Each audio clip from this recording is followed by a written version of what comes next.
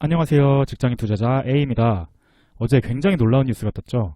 테슬라가 LG화학 지분 10%를 인수할 것이다 라는 뉴스였습니다. 더 코리안 타임스에서 낸 뉴스고요. 독점이라고 하면서 테슬라가 Looking to acquire stake in LG, LG의 지분을 확보하려고 한다 라는 제목으로 기사를 내보냈죠. 정확히는 LG화학이 아니라 LG화학이 곧 분사할 것으로 예상되는 LG에너지솔루션의 지분을 10%까지 확보하고자 탐색하고 있다라는 뉴스였는데요. 금융 부분에서 이런 말이 흘러나왔다 정도로 소스를 얼버무리긴 했습니다.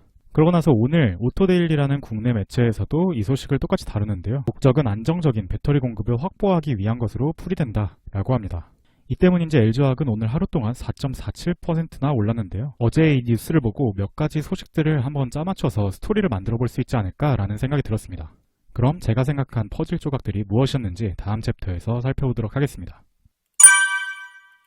첫 번째 퍼즐 조각은 LG화학의 배터리 분사입니다. 즉 LG에너지솔루션 얘긴데요. 이번 달 초에 LG화학이 이르면 연내 물적 분할을 하겠다고 밝혔죠. 그 이유는 상장을 통해서 투자 자금을 확보하기 위해서인데 석유화학 등 다른 사업과 합쳐져 있으면 투자 배분 자체가 어렵기 때문이라고 밝혔습니다. 배터리 역량에만 투자하고 싶어하는 투자자들이 세상에 많기 때문에 그 투자자들에게서 투자 자금을 보다 원활히 받기 위해서는 분사하는 것이 유리하다는 것이죠. 두 번째는 역시 배터리 업계에서 굉장히 뜨거웠던 이슈인 테슬라 배터리데이인데요.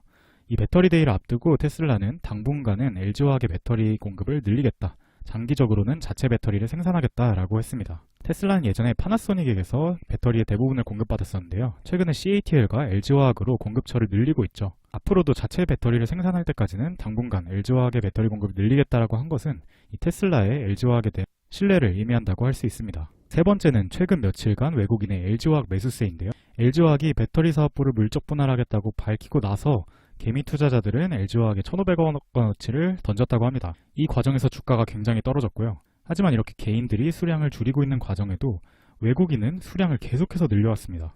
저는 이 점이 조금 의심스러웠는데요. 어떤 분들께서는 이것이 외국인의 개인 투자자 꼬시기다 라고도 말씀하셨는데 그럼에도 불구하고 이렇게 주가가 계속해서 내려가는데 계속해서 순매수를 지속했다는 점은 이 의도가 뭘까 굉장히 궁금하게 만들었었습니다. 이 앞서 몇 가지의 뉴스를 종합해보면 다음과 같은 시나리오를 생각해볼 수 있지 않을까 싶습니다. 다시 되짚어보면 LG화학은 물적 분할을 통해서 배터리에만 관심을 가지는 투자 자금을 유도하려고 했습니다. 테슬라는 평소 LG화학 배터리에 대한 신뢰를 가지고 있는 상황에서 배터리데이 때 LG화학의 공급을 늘리겠다라고까지 공언을 했었죠. 이런 점으로 미루어 볼 때 테슬라는 보다 안정적인 공급을 받기 위해 충분히 LG화학 에너지솔루션에 투자할 가능성이 있어 보인다는 거죠. 이런 상황에서 외국인들은 개인들이 팔고 있는 LG화학 주식을 계속해서 순매수하고 있었는데요. 마치 이렇게 될 것을 알고 있었다는 듯이 말이죠. 물론 이것은 음모론입니다. 저는 음모론을 좋아하는 편은 아니고요. 제 채널에서도 음모론을 논지로 얘기를 해본 적은 없는 것 같습니다. 외국인이 이렇게 될 것을 알고 있었든 아니면 단순히 저평가처럼 보여서 매수를 했든 사실 우리에게 중요한 것은 팩트죠. 팩트는 테슬라가 LG화학의 배터리에 굉장히 신뢰를 보내고 있다는 점이고 이 둘의 관계는 앞으로도 더 강화될 가능성이 높다는 점입니다. 그렇다면 이렇게 테슬라와 LG화학의 관계가 더 강화된다면 수혜를 보는 국내의 배터리 관련 주식들은 어떤 것들이 있을까요? 다음 챕터에서 알아보겠습니다.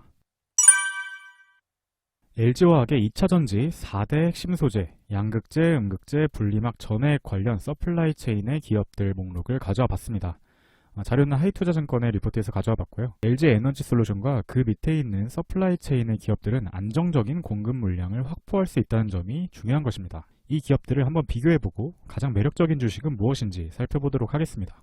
참고로 혹시 양극재, 음극재, 분리막, 전해기, 전기차 배터리에서 어떤 역할을 하는지 궁금하시다면 위에 보이시는 링크에 자세히 설명해놨으니까 한번 보시고 오시면 좋을 것 같습니다. 자, 다음과 같이 6개의 기업들을 정리해봤습니다. 제가 생각하는 몇 가지 중요한 기준들을 가지고 이 기업들을 평가해 볼 건데요. 먼저 상장되어 있는지 여부를 보면 엔캠이라는 기업은 상장이 되어 있지 않습니다. 따라서 비상장 주식이 아니고서는 우리가 투자할 방법이 없기 때문에 일단은 문제에서 제외해보도록 하겠습니다. 두 번째는 오늘 9월 29일의 주가 상승률입니다.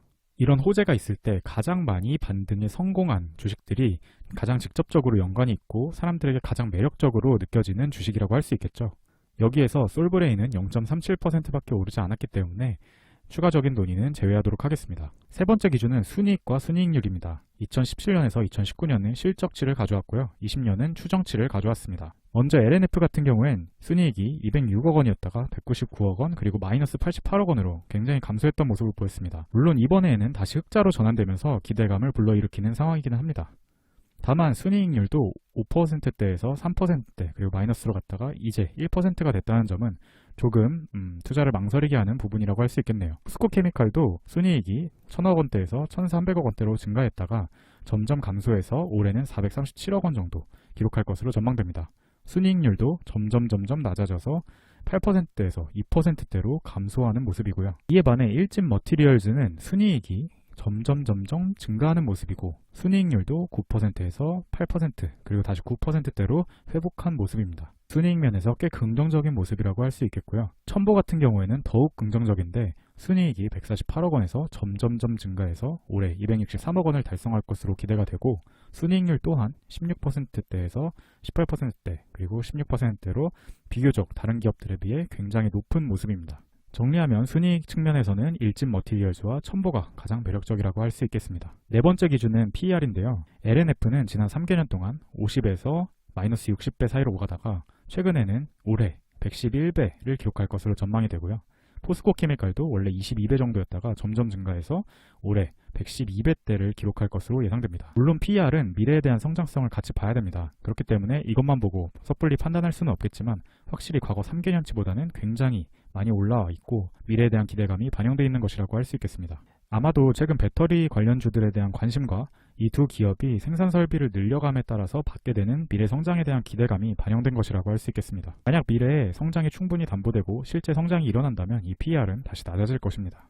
한편 일진 머티리얼즈는 PER이 38배였다가 45배까지 갔는데 다시 내려와서 33배를 기록하고 있는 모습입니다. PER이 오히려 낮아진다는 점에서 굉장히 긍정적이라고 할 수 있을 것 같고요. 첨보는 2017년, 2018년엔 상장이 안 되었던 것으로 보이는데 작년에 26배였다가 올해는 61배를 기록할 것으로 예상이 되고 있습니다. PER은 굉장히 들쭉날쭉하고 있기 때문에 PBR도 한번 보고 싶었는데요. PBR 측면에서 LNF는 굉장히 매력적이었습니다. 2017년에 7배, 2018년에 5배대였는데 작년에는 3.59배 굉장히 낮아진 모습이고요. 일진 머티리얼즈도 소폭 올랐다가 다시 점차 감소한 모습입니다. 즉 PBR 측면에서 과거 대비 저평가되어 있다라고 말할 수 있겠습니다. 반면에 포스코케미칼은 점점 늘어나서 4.89배, 첨보도 점점 늘어나서 6.69배대로 상승했다는 점은 조금 부정적이라고 할 수 있겠습니다. 종합하면 가장 긍정적인 평가를 많이 받은 기업은 바로 일진 머티리얼즈인데요. 순이익도 계속해서 증가하고 있고 순이익률도 굉장히 높은 데다 PER도 과거 대비 낮아지는 흐름을 보이고 있습니다. PBR도 마찬가지였고요. 그 다음으로는 첨보가 긍정적이라고 할 수 있을 것 같습니다. 앞서 말씀드린 것처럼 오늘 본 이 기준만 가지고 투자를 판단할 수는 없을 겁니다. 이 기업들이 어떤 비즈니스를 하는지, 어떤 제품들을 팔고 있고 해당 시장은 얼마나 성장할 것인지 등을 종합적으로 고려해야 합니다.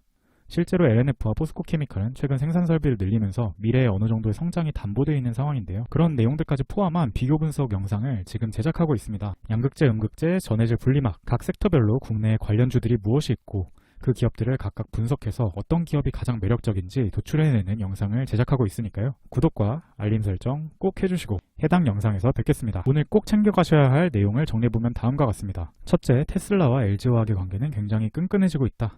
그리고 이러한 기조는 당분간 계속될 것이고 심지어 테슬라는 LG에너지솔루션의 지분 일부를 인수할 가능성도 있다. 두 번째는 수혜주는 6개 기업 정도가 있다. 그 중에 오늘 분석한 가장 매력적인 주식은 일진 머티리얼즈였다. 입니다. 그럼 다음 시간에는 앞서 말씀드릴 부품별로 어떤 기업들이 있고 그 기업들의 매력도는 어떻게 되는지 분석하는 영상으로 찾아뵙도록 하겠습니다. 오늘 영상도 시청해주셔서 너무나 감사하고요. 즐거운 추석 연휴 되시기 바랍니다. 다음 영상에서 봬요.